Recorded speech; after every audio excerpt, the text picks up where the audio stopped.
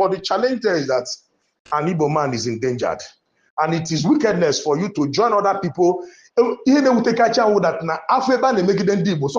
will even be the first to start condemning Ndigbo without even getting the evidence. I say Ndigbo are too pompous, Ndigbo are too arrogant, Ndigbo are attacking their host, Ndigbo are mocking their host. They are being, and then let me tell you the truth. If the Igbos are united, even if they make mistakes, of course, human being, the proof of our humanity is mistakes. We make mistakes. There are some things we may not do well.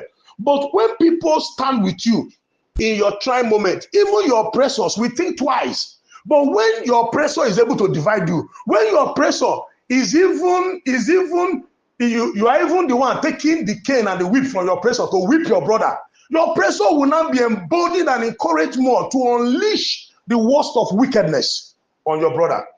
Let us stop being the first to attack our brothers. No matter if you will start. No. First of all, start to defend your people that this thing is wrong. Blame the government first before you now start blaming your people.